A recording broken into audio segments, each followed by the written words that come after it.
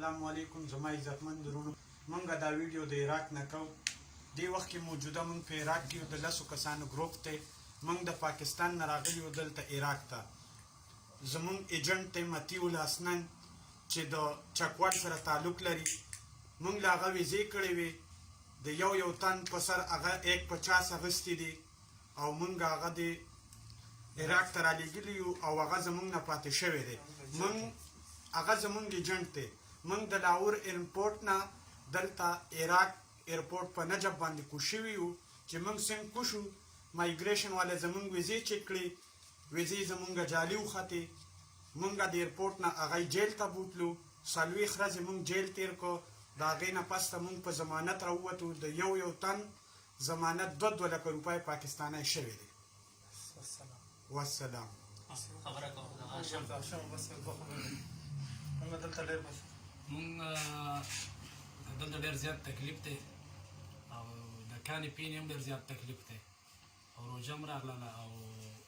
مونږ د خپل پاکستان سفارې سره په دې باره کې هم رابطه کړې ده او د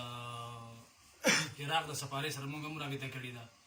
نو هغه مونږ ته د عراق د سفارې سره رابطه وکړو هغوی د پاکستان د سفارې سره رابطه وکړي چې د پاکستان د سفارې سره رابطه وکړو تاسو د عراق د سفارې سره رابطه وکړئ او یو کال وشو او لکه مونږ نه پاسپورټونه راکوي او نه مونږ خپل وطن ته لیږي نو زمونږ د موجوده حکومت نه دا خواست دی چې لکه مونږ د پاکستان ته بوځي والسلام بس د ملګرو خبره وکړه بس زیاته ویډیو اوږدو نه مونږ دا ویډیو چې دی نو د پښتو نریب ټي وي په ذریعه باندې چې دی نو ټولو پښتنو ته نشر کوو او هغه همیشه چې دی نو دغسې د پښتنو اواز اوچت کړی دی او د هغه مونږ ډېره مننه کوو ډېره شکریه ادا کوو تفصیلي خبره بس داسې ده چې دې ملګرو وکړه لکه مونږ د نجف په ایرپورټ چې راغلي دومره ویزه جعلي وه بیا مونږ چې دی جیل ته یې بوتلو د جیل نه هم په ضمانتونو راووتو په 2 لکه روپۍ باندې اوس چې دی نو یو کال وشو چې زمونږ کومې ویزې د چیک اپ دپاره سفارۍ ته لیږلي دي نو هغه په یو کال کې څه نتیجه د هغې رانه ده نو مونږ د پاکستان د سفارۍ د حکومت نه دا درخواست کوو چې مونږ خپل وطن ته تلل غواړو او لکه مونږ دلته تکلیف دی نه راته کار میلاویږي نه پاسپورټونه میلاویږي نه مخ خپل وطن ته بوځي نو مهرباني دې وکړي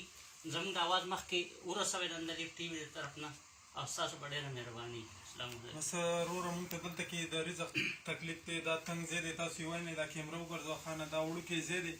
په دې کې نه د سملاسو دی شته ګرمي ده او نه راته هېڅ شته هېڅ شی نشته د ډوډۍ راته تکلیف دی د پیسو راته هېڅ شی راسره نشته او چې څومره ملګري دا ویډیو ګورئ نو مخکې شیر کړئ ټولو مسلمانانو ته او موږ د پاکستان نه راخواست دی چې موږ خپل ملک ته واپس بوځو والسلام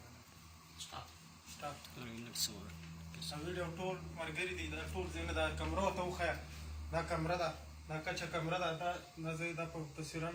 دا هر څه ورته وښیه دا کچه کمره ده زموږ په دې کې موږ 10 کسه سملو 10 کسه او په دې کې مونږ ته د هېڅ شي د هر شي تکلیف دی مونږ ته 10 کسان دا بیکونه